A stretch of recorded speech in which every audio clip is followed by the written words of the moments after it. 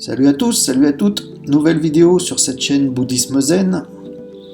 Je dirais sûrement la vidéo la plus importante de cette chaîne, la clé de voûte, parce que je vais tenter d'exprimer finalement tout le processus de la souffrance, de l'illusion du moi, de la dualité, de l'interprétation de la réalité, fausse, erronée. Tout ça selon le Bouddha, selon son expérience concrète, pragmatique, partie d'un simple constat de l'état de la réalité, et ayant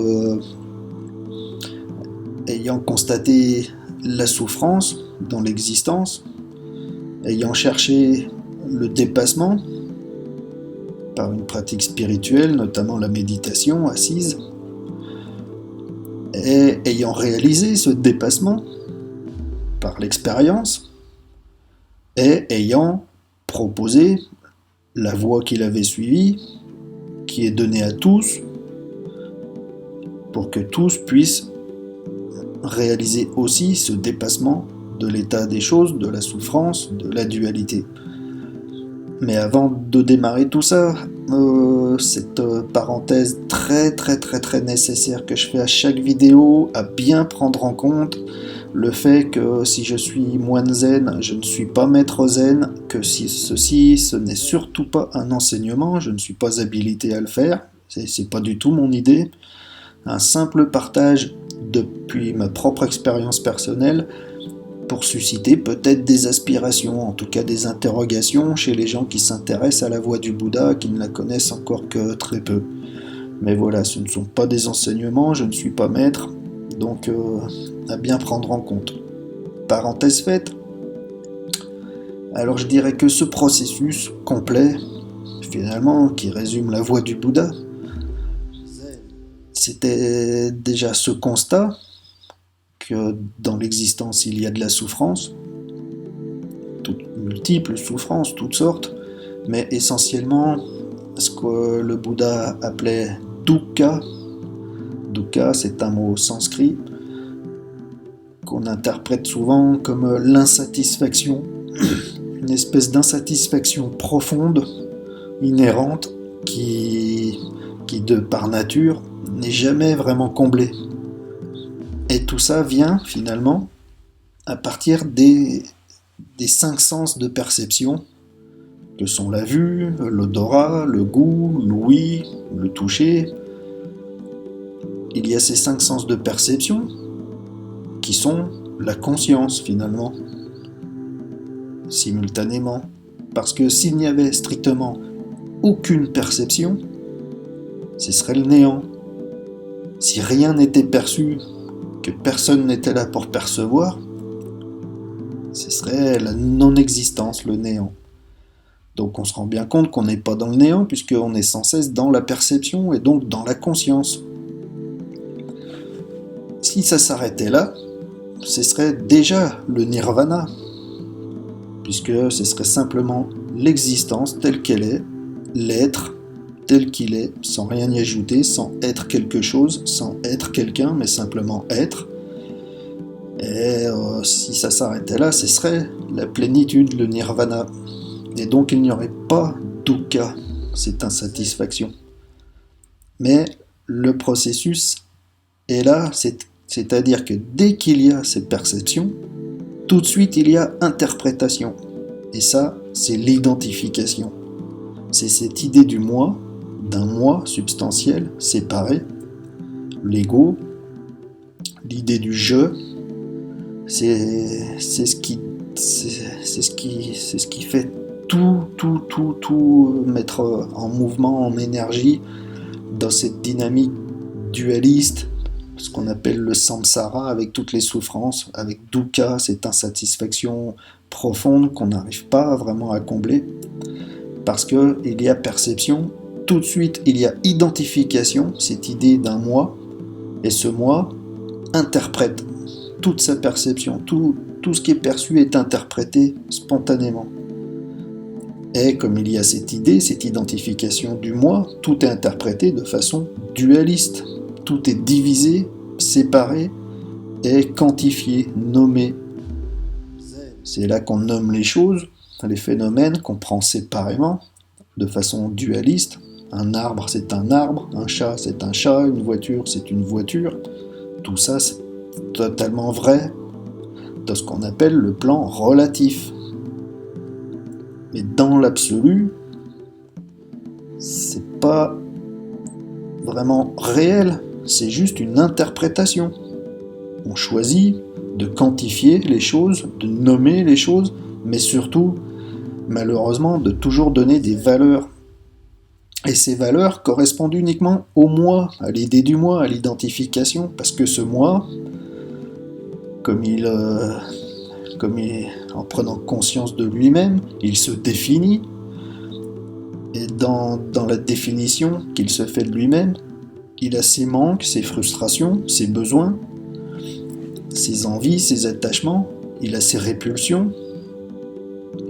Et donc, quand il interprète la réalité, il pose directement des valeurs aux choses qui sont très subjectives, parce qu'elles correspondent uniquement à son propre désir, à son propre besoin.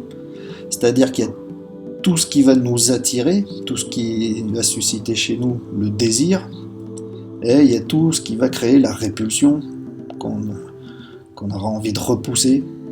Et en dernier lieu, tout ce qui nous est totalement indifférent.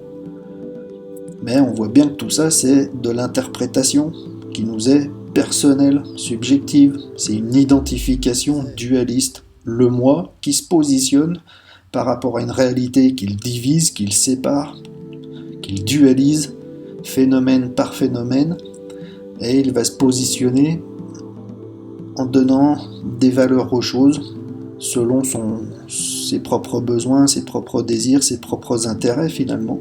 Et tout ça dans le but finalement d'accéder au bonheur, qui est, je crois, l'aspiration primaire à chacun.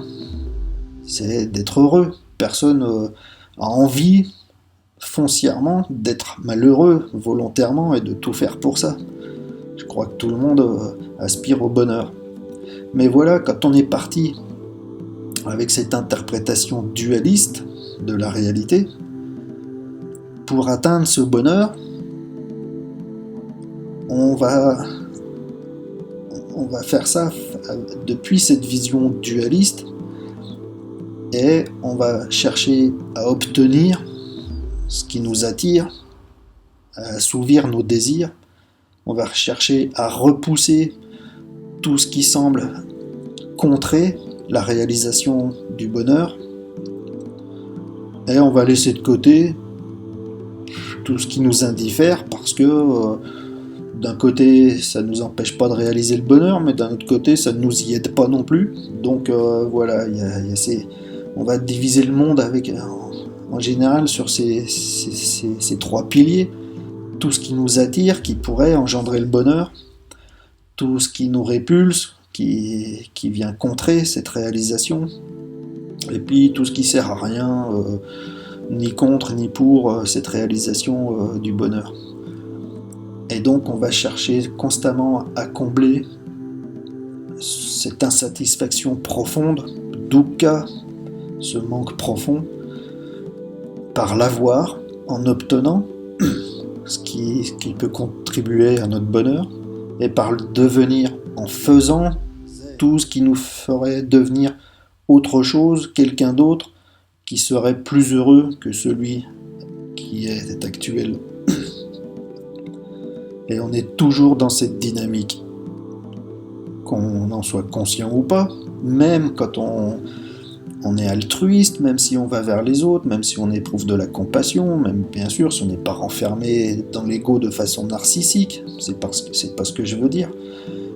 Mais toute notre dynamique d'action dans l'existence, elle est quand même conditionnée par cette identification au moi, à cette idée qu'on a d'un moi-même séparé de son environnement. Il y a le moi, qu'on considère souvent comme le corps, et il y a tout ce qu'on considère comme n'étant pas le moi, l'environnement qui est séparé. Et donc il y a toujours une interaction constante avec tous ces phénomènes qu'on interprète de façon dualiste et qu'on va essayer par l'action, par l'interdépendance finalement de l'action, des causes à effet, on va tenter d'amener vers nous ce qui peut contribuer à notre bonheur et de repousser ce qui lui met des bâtons dans les roues à la réalisation du bonheur. Et cette dynamique, finalement, elle peut amener maintes souffrances parce que tous les phénomènes de la réalité sont par nature impermanents. C'est-à-dire que les phénomènes pris séparément, de façon dualiste, ils apparaissent par conditionnement, par cause à effet, et ils perdurent le temps de leur dynamique, de leur action, mais ils finissent par disparaître par cette même loi de cause à effet. Tout apparaît et tout disparaît, c'est ce qui crée le mouvement, la transformation constante. Et donc, quand le bonheur repose sur des choses conditionnées, sur le conditionnement, sur les circonstances, il est forcément fragile, parce qu'il dépend de choses qu'on ne peut pas garder constamment, qu'on ne peut pas contrôler, parce que tout est impermanent, tout apparaît pour finalement disparaître un jour. Imaginons vraiment le pire, un exemple, le pire, pour bien montrer. Admettons, un père de famille part en vacances avec sa femme, ses enfants, c'est le bonheur complet, il a un bon job, une bonne bagnole, il va se payer des vacances, il a sa petite famille, et puis il a un accident de voiture sur le trajet, et il perd toute sa famille dans cet accident. Pour lui, on peut comprendre que voilà, le bonheur, il sait même plus ce que ça veut dire, quoi. C'est tout perdu là. Et donc forcément une grosse dépression. Donc il va perdre son job par exemple parce qu'il a plus la niaque pour aller bosser. Donc il perd tout son patrimoine, sa voiture, son pognon, tout quoi. On peut passer très vite. Ça c'est un exemple dur, hein, mais c'est pour montrer qu'on peut passer très vite d'un état de bonheur à un état de malheur parce que tout ce qui forme le bonheur, tout ce qui forme le malheur, ce sont des choses conditionnées qui sont impermanentes et sur laquelle on n'a pas la mainmise totale. Donc on est toujours en train de courir après cette actualisation du bonheur, soit par l'avoir, soit par le devenir. Mais dans tout ça, ce qu'on oublie, c'est l'être. L'être au sens propre du terme, sans rien y ajouter. Pas être quelque chose, pas être quelqu'un, donc pas devenir, pas avoir, simplement être. Et celui qui réalise vraiment l'être total, c'est ça qu'on appelle la plénitude, le plein, au sens propre du terme.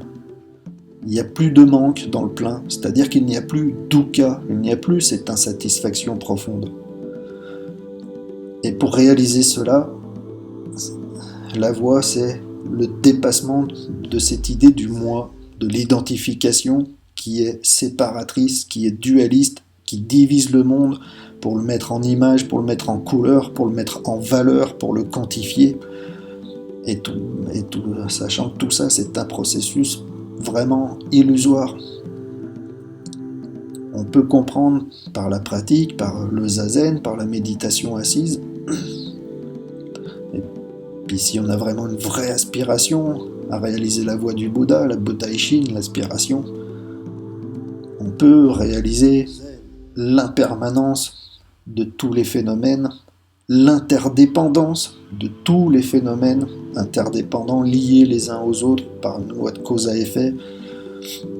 Et on peut entrevoir par là l'essence commune, unitaire, où il n'y a pas à s'identifier, qu'il n'y a rien à quoi s'identifier, et il n'y a pas de moi auquel s'identifier, que tout est en unité, tout fonctionne en unité, de façon universelle, par loi de cause à effet, par une transformation constante, mais qu'on ne peut pas prendre des phénomènes séparément et leur donner une identité qui leur soit propre, parce que tous les phénomènes sont impermanents et surtout ils sont tous interdépendants les uns avec les autres.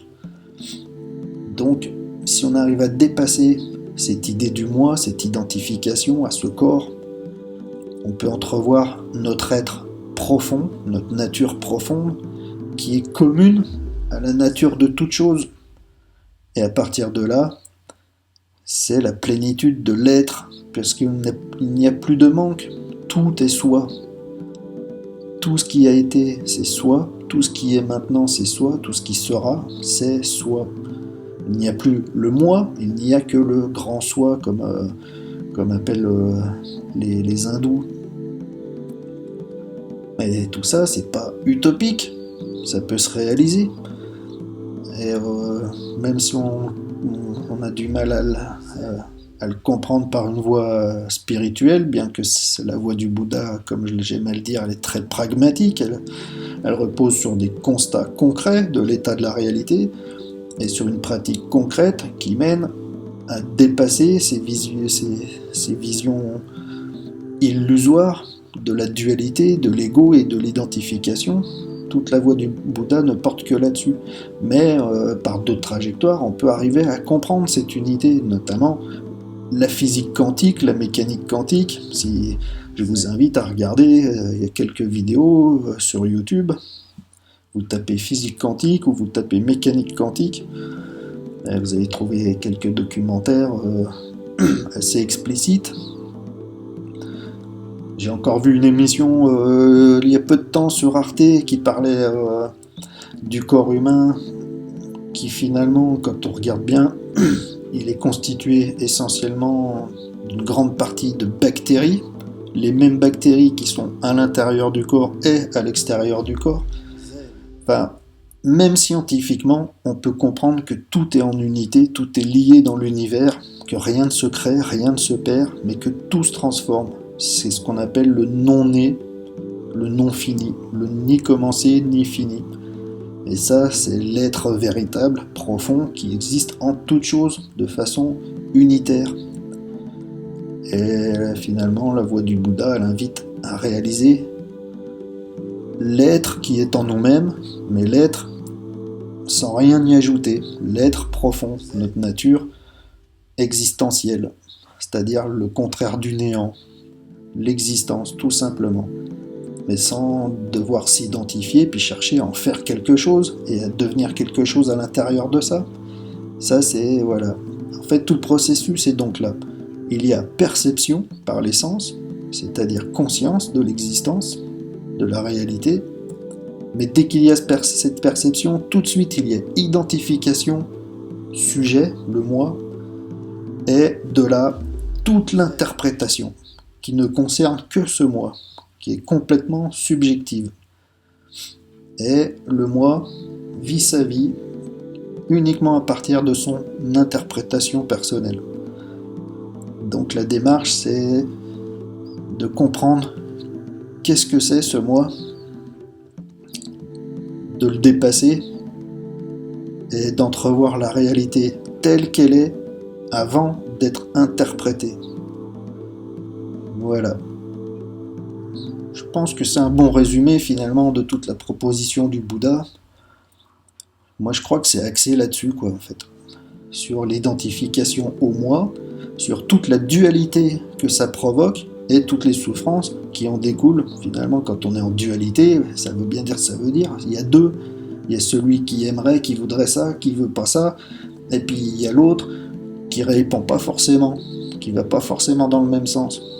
Alors qu'en réalité tout l'univers est en unité, c'est l'univers, ça porte bien son nom, c'est universel, c'est que rien ne se contredit, tout marche dans le même sens, tout est en transformation constante, les choses apparaissent et disparaissent dans cette dynamique de transformation, mais rien ne se crée, rien ne se perd, tout est toujours là, tout est toujours plein, entier, à sa place. Voilà ce qui demande à être réalisé quand on a une aspiration spirituelle, quand on souhaite réaliser l'éveil, la voie du Bouddha, trouver le nirvana, ou simplement trouver le bonheur, même si on n'a aucune démarche spirituelle, mais se rendre compte que le bonheur après lequel on court, il est conditionné, et donc par principe, il est fragile. Alors que sans doute il existe un bonheur plus profond, beaucoup plus solide, puisque non conditionné. C'est le bonheur d'être, la plénitude d'être, sans plus chercher à être quoi que ce soit. Simplement la réalisation de la plénitude de l'être, c'est un bonheur qui n'a plus de direction, qui n'a plus besoin d'aller nulle part, ni même de se réaliser. S'il est là, il est là. Voilà, je sais pas, peut-être cette vidéo va intéresser, je sais pas, pour des questionnements en tout cas, puis après c'est à vous d'aller étudier tout ça par vous-même, de trouver les pratiques justes qui vous permettront de réaliser concrètement par l'expérience et de vérifier surtout par vous-même la réalité de tout ça, l'impermanence, l'interdépendance, la non-dualité et la vision illusoire du moi, de l'ego. Sur ce, si vous avez envie de cliquer sur le j'aime parce que vous avez apprécié, n'hésitez pas, ça booste un petit peu la visibilité de cette chaîne et puis donc ça permettra à d'autres gens de peut-être tomber sur cette vidéo ou d'autres. Partagez avec votre entourage dans le même sens. Laissez des commentaires, papoter, poser des questions dans les commentaires. Moi j'aime ça. Et vous abonner à la chaîne si vous avez envie d'être notifié pour les prochaines vidéos que je pourrais sortir de ce type-là. Mais voilà. Comme cette vidéo était quand même importante, je rappelle en dernier lieu que je ne suis pas maître zen, que tout ce que j'ai dit là, c'est une simple proposition pour susciter des aspirations, mais que ce n'est surtout pas un enseignement. Merci beaucoup, à une prochaine.